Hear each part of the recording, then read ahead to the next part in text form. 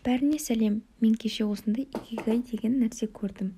Икигай деген, мысалы, қазіргі замандағы тілмен айтқанда, өз нишаңызды, өз салаңызды, өз бағытыңызды таппай жүрген болсаңыз, өз сүйікті ісіңізді таппай жатқан болсаңыз, осы икигай схемасына жүгінсеңіз болады.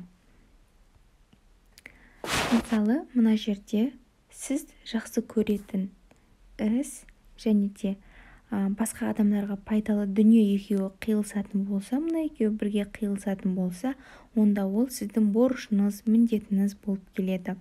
Ал егерде сізге мысалы ақша әкелетін іс пен сіздің қолыңыздан келетін іс болатын болса, онда ол мамандық болып келеді. Яғни мына екі шеңбер бір-бірімен қиылысса, ортасындағы зат сіздің бағанағы затыңызды шығарады. Ал егер сіз жақсы көретін іс, ол сіздің қолыңыздан жақсы келетін болса, ол сізге табысты әкелетін болса, және басқа адамдарға пайдалы дүние болып, осы төртеуі қиылысатын болса, ол сіздің икигайыңыз болып келеді. Енді мысалмен айтайық. Мысалы мен ақша жағынан жақсымын.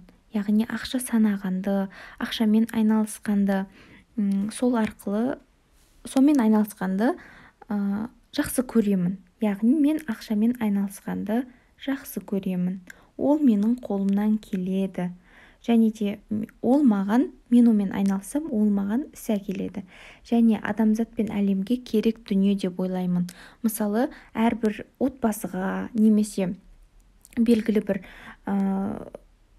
мысалы дүкеннің өзіне ақшамен айналысатын адам керек, есеп-қисапты жүргізетін.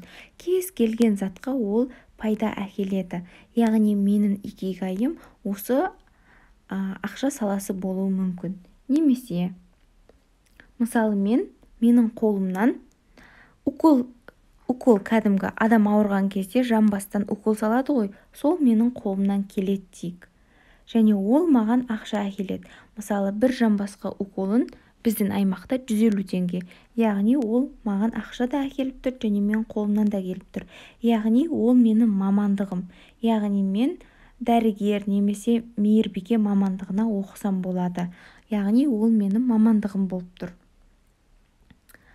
Ал егерде мысалы мен пианино тартқанды жақсы көріп тұрмын. Ол маған ақша да әкелмейді, басқа адамдарға да пайдалы емес. Просто мен оны жақсы көрем, мен қолымнан пианино тартқан келеді. Осы екеуі қиылысатын болса, онда ол бізде қызығушылық, хобби деп атасақ болады.